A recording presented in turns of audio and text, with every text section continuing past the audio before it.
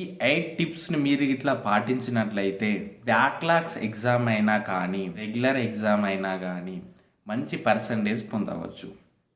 ఆ టిప్స్ ఏంటో చూసేద్దాం పదండి. నెంబర్ 1, ఇన్ టైంలో ఎగ్జామ్ హాల్కైతే రీచ్ కావాలి. అండ్ ఎగ్జామ్ టెన్షన్ అయితే అస్సలు ఉండకూడదు. నీకు అసలు ఏం రాకపోయినా సరే కానీ అసలు టెన్షనే పడద్దు. ఇన్కేస్ టెన్షన్ పడ్డావు అనుకో, నీకు వచ్చిన కొంత అయినా కానీ ఆ టెన్షన్లను మర్చిపోయే అవకాశాలు ఉన్నాయి. కాబట్టి అసలు టెన్షనే పడకుండా పోవాలి. ఎలాగైనా మనం చేసే పని అయితే కానీ. Number 2, main tip. ఎందుకంటే మనకు ఓఎంఆర్ షీట్ ఇచ్చిన తర్వాత మార్జిన్స్ని అయితే డ్రా చేయాలి.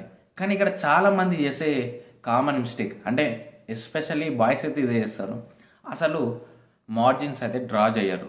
మనకు ఓఎంఆర్ షీట్ అనేది ఈ విధంగా ఉంటుంది కదా, లెఫ్ట్ సైడ్ ఎలాగైనా మార్జిన్ వస్తుంది. మనం ఏం చేయాలి, రైట్ సైడ్ కూడా ఒక మార్జిన్ ఇట్లా తీసుకోవాలి. రైట్, ఇంకోటి ఏం చేయాలి, ఇలా లెఫ్ట్ సైడే ఇంకో చిన్న మార్జిన్ గీయాలి. ఇది ఎందుకంటే కొన్ని పాయింట్స్ ఇట్లా స్టార్ పెట్టడానికైనా కానీ లేకపోతే ఏ బి సి ఇలా మెన్షన్ చేయడానికి ఈ చిన్న లైన్ గీసుకోవాలి. ఇలా మార్జిన్స్ కొట్టడం వల్ల ఏమవుతుందంటే మనకు స్పేస్ అనేది మినిమైజ్ అయిపోతుంది.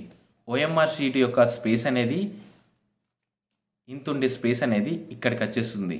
కాబట్టి మనకు రైటింగ్ స్కోప్ అనేది ఎక్కువ ఉంటుంది. అండ్ పేజెస్ కూడా ఇంక్రీజ్ అవుతాయి. అంటే ఆటోమేటిక్గా ఏమైపోతుంది, ఓఎంఆర్ షీట్ యొక్క స్పేస్ అనేది లెస్ అయినప్పుడు పేజెస్ అనేది ఇంక్రీజ్ అయిపోతుంది.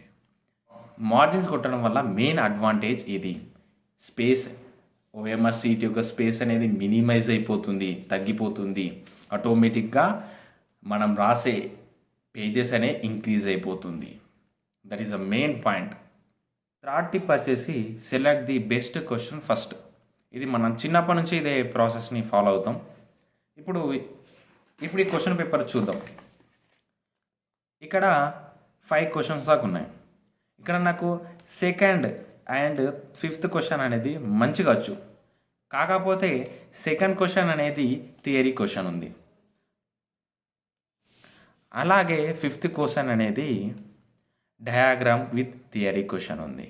ఇప్పుడు నేనే సెలెక్ట్ చేసుకోవాలంటే కంపల్సరీగా డయాగ్రామ్ క్వశ్చన్నే సెలెక్ట్ చేసుకోవాలి. థియరీ క్వశ్చన్ కంటే డయాగ్రామ్ క్వశ్చన్ అక్కడ అటెంప్ట్ చేయడం వల్ల ఎగ్జామ్ కరెక్షన్ చేసే ఆయనకు కొంచెం మంచి ఇంప్రెషన్ ఉంటుంది.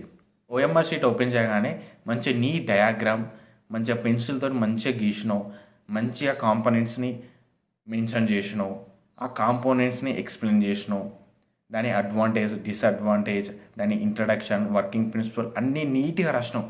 ఆయనకు చూడగానే ఇంప్రెస్ అయిపోతాడు. ఎగ్జామ్ కరెక్షన్ చేసే వాళ్ళు ఫస్ట్ ఒక 2-3 క్వశ్చన్ మంచిగా నువ్వు రీప్రజెంట్ చేసి వాళ్ళని ఇంప్రెస్ చేసినావు అనుకో, రిమైనింగ్ క్వశ్చన్స్ చూద్దాం వాళ్ళు అదే మూడ్లో కరెక్షన్ చేసుకుంటూ పోతారు. ఇన్ కేస్ కొంచెం తప్పున్నా సరే, కొంచెం అటు ఇటు అయినా కానీ వాళ్ళు అదే మూడ్లో అదే వైబ్లా కరెక్షన్ చేస్తారు. 4th point, mention the question number clearly. కొన్నిసార్లు ఏం చేస్తాం, మనకు టైం లేకపోతేనే కొన్ని ప్రెజర్స్లో మనం క్వశ్చన్ నెంబర్ తప్పెత్తాం. 1A అని క్వశ్చన్ నెంబర్ వేసి 1B ఆన్సర్ రాయడం. మేము ఇక్కడ ఆన్సర్ రాస్తావు, నువ్వు మంచి ఆన్సర్స్ రాస్తావు, కానీ కాకపోతే క్వశ్చన్ నెంబర్ని మెన్షన్ చేయవు, క్వశ్చన్ నెంబర్ వేయవు. ఇన్ కేస్ క్వశ్చన్ నెంబర్ని రాంగ్గా వేయడం, దీనివల్ల ఏమవుతుందంటే నువ్వు సరైన ఆన్సర్ రాసినా కానీ కరెక్షన్ చేసే ఆయనకు దాని యొక్క క్వశ్చన్ నెంబర్ క్లారిటీగా తెలియకపోవడం, లేకపోతే రాంగ్ క్వశ్చన్ నెంబర్ వేయడం వల్ల ఆ ఆన్సర్కి నువ్వు మార్కులు పొందలేకపోవచ్చు. లేకపోతే నువ్వు కరెక్ట్ 5 మార్క్స్ క్వశ్చన్స్కి 5 మార్క్ ఆన్సర్ రాసినా కానీ నీకు 2 మార్క్స్ 1 మార్క్ వేయడానికి ఛాన్సెస్ ఉంటాయి దీనివల్ల. కాబట్టి మనం క్వశ్చన్ నెంబర్ని క్లియర్గా మెన్షన్ చేయాలి. ఆన్సర్స్ని ఎలా రాయాలంటే 2 టైప్స్. ఒకటి పాయింట్ వైజ్ రాయాలి, రెండవది పారాగ్రాఫ్ వైజ్ రాయాలి. అండ్ పాయింట్ వైజ్ రాయడం అనేది చాలా బెస్ట్ ఆన్సర్. ఎందుకంటే నువ్వు పాయింట్స్ వైజ్గా ఆన్సర్ని రీప్రజెంట్ చేయడం వల్ల నువ్వు ఏదైతే ఆన్సర్ని రీప్రజెంట్ చేసినావో అది ఎగ్జామ్ కరెక్షన్ చేసే వాళ్ళకి చదవడానికి అనుకూలంగా ఉంటుంది. నువ్వు రీప్రజెంట్ చేసిన పాయింట్ అనేది వాళ్ళు ఈజీగా అర్థం చేసుకుంటారు. అదే పేరాగ్రాఫ్ వైజ్ రాసినావు అనుకో, పేరాలు ఉండేసరికి వాళ్ళకి చదవడానికి ఇంట్రెస్ట్ ఉంటుంది. ఏదో సొలో రాసిన తీరా అని వదిలేసే అవకాశాలు ఎక్కువగా ఉంటాయి. పేరాగ్రాఫ్ వైజ్ అయితే అస్సలు రాయకండి.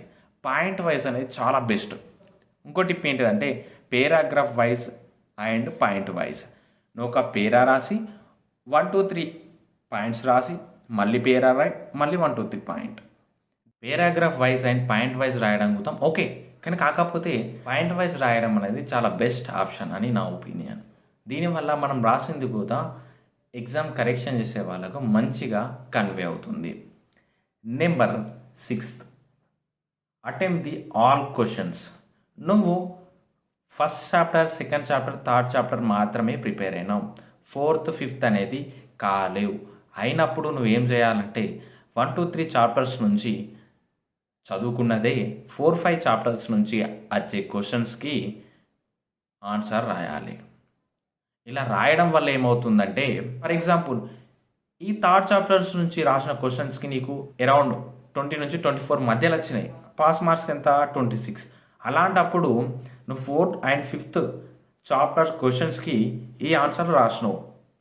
ఇవి సరైనవి కాకపోవచ్చు, కానీ కాకపోతే రాసినావు అంటే నువ్వు ఎంతో కొంత స్టఫ్ని అక్కడ రీప్రజెంట్ చేసినావు. అలాంటప్పుడు నీకు 20 నుంచి 24 మధ్యలో వచ్చినాయి. ఇంకా నీకు పాస్ కావడానికి ఎన్ని మార్కులు కావాలి? 4 to 6 మార్క్స్ అయితే కావాలి. అలాంటప్పుడు కరెక్షన్ చేసిన ఆయన ఏం చేస్తాడు? అరే పాపంతి పాస్ కావాలని ఇప్పుడు ఇందులో నుంచి అయితే ఏదో ఆన్సర్ రాసినావు కదా నువ్వు 4 5 చాప్టర్స్ క్వశ్చన్స్కి 5 క్వశ్చన్స్కి ఆన్సర్ రాసినావు. దీనికి ఒక్కొక్క క్వశ్చన్కి ఒక్కొక్క మార్క్ వేసుకుంటా పోయినా కానీ నీకు అక్కడ 26 అనేవి ఫిల్ అయిపోతాయి. 26 ఫిల్ కావడం వల్ల నువ్వు పాస్ పర్సంటేజ్ జరుగుతుంది. ఇది మెయిన్గా బ్యాక్లాగ్స్ వాళ్ళకైతే చాలా అప్లికేబుల్గా ఉంటుంది. నెక్స్ట్ టిప్ ఏంటిదంటే draw the diagram with pencil only. నువ్వు మస్తు గీసినావు అబ్బా, నువ్వు మంచిగా డయాగ్రామ్ని ఇట్లా రీప్రజెంట్ చేసినావు, కాకపోతే పెన్ తోటి డ్రా చేసినావు. దీనివల్ల ఏమవుతుందంటే ఎగ్జామ్ కరెక్షన్ చేసే వాళ్ళకు చాలా బ్యాడ్ ఇంప్రెషన్ పడుతుంది. ఇది చాలా తప్పు. అసలు పెన్నుతో అస్సలు చేయొద్దు. పెన్సిల్ తోటే సాధ్యమైనంత వరకు పెన్సిల్ తోటే డ్రా చేయాలి, ఇంకో ఆప్షనే లేదు. ఇది ఇంటర్నల్ ఎగ్జామ్ కాదు, పెన్నుతో డ్రా చేయడానికి 100% మ్యాక్సిమం పెన్సిలే యూజ్ చేయాలి. Number 8, attempt the at least 26 pages out of 32. 26 ఎందుకు చెప్తున్నా అనంటే ఇప్పుడు ఇది మోస్ట్లీ అప్లికేబుల్ ఫర్ బ్యాక్లాగ్స్ వాళ్ళకు అప్లికేబుల్ అవుతుంది. ఎందుకంటే మన మెయిన్ కాన్సెప్ట్ ఏముంటుంది? ఎగ్జామ్ క్లియర్ చేయాలి, పాస్ కావాలి. 26 ఎందుకు? మెయిన్ 26 pages ఎందుకంటే మనకు 26 మార్క్స్ అయితే పాస్ అవుతాం అవుట్ ఆఫ్ 75 మార్క్స్కి. పేజ్కి 1 మార్క్ వేసుకున్నా కానీ మనం పాస్ ఛాన్సెస్ అనేది ఇంక్రీజ్ అవుతుంది. మ్యాక్సిమం 100% 32 అవుట్ ఆఫ్ 32 pages రాయడానికి ట్రై చేయాలి. ఇలా ట్రై చేయడం వల్లనే పాస్ ఛాన్సెస్ ఎక్కువ ఉంటాయి. ఇన్ కేస్లా నీకు ఆడికే రాయడం బద్ధకం అవుతుందంటే అట్లీస్ట్ 26 అయినా రాయాలి. ఇలా 26 రాయడం వల్ల ఏమవుతుందంటే పాస్ పర్సెంటేజ్ పెరగడానికి ఛాన్సెస్ ఉంటుంది. ఖచ్చితంగా 26 pages అనేది అటెంప్ట్ చేయాలి. అసలు 32 అవుట్ ఆఫ్ 32 అటెంప్ట్ చేసినా తప్పే లేదు, అసలు చెయ్యాలి. 100% 32 చేయాలి. కానీ కాకపోతే మనకు రాయడం బద్ధకం అవుతుంది కాబట్టి మనం 26 కాడికి అవుతున్నాం. పేజీకి 1 మార్క్ వేసుకున్నా కానీ ఈజీగా పాస్ అవుతాం. ఈ వీడియో మీకు హెల్ప్ఫుల్గా అనిపిస్తే ఖచ్చితంగా మీ ఫ్రెండ్స్కి అయితే షేర్ చేయండి. Thank you for watching.